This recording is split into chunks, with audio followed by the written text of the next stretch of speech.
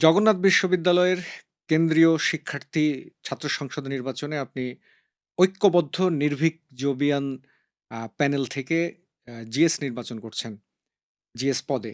এই পদে দাঁড়ানোর মূল অনুপ্রেরণা কি আপনার?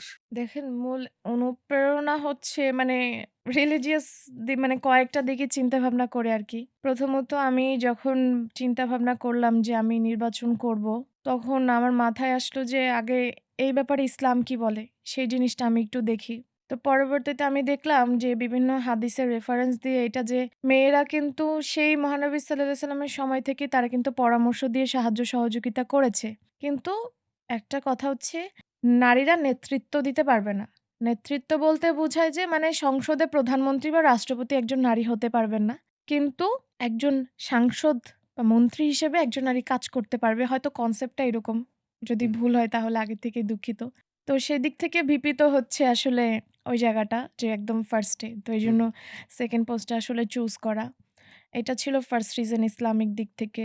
২য় রিজনটা হচ্ছে যে আসলে মেয়ে হিসেবে আমার কিছু বাইন্ডিংস থাকবে এটা মানতে হবে।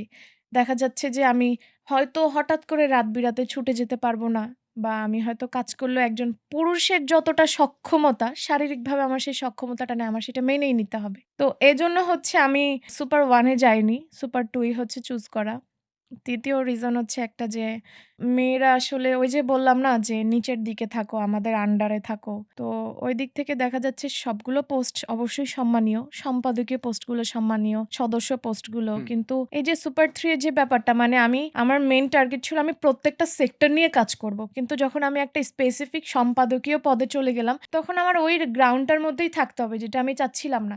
তো প্রত্যেকটা সেক্টরে যাতে কাজ করতে পারে এটা একটা রিজন। আরেকটা রিজন হচ্ছে এই যে মেয়েরা যে আসলেই কিছু করতে পারে, সেই জিনিসটা মেয়েদের অ্যাজ আ আইডল হিসেবে আমি আগে থেকেই ছিলাম। আমি অনেকের ইন্সপায়ারেশন ছিলাম। তো সেই দিক থেকে তারা যাতে মনে করতে পারে যে আমাদের খাদিজাতুল কুবরা আপু তো জিএস হিসেবে দাঁড়াতে পেরেছে।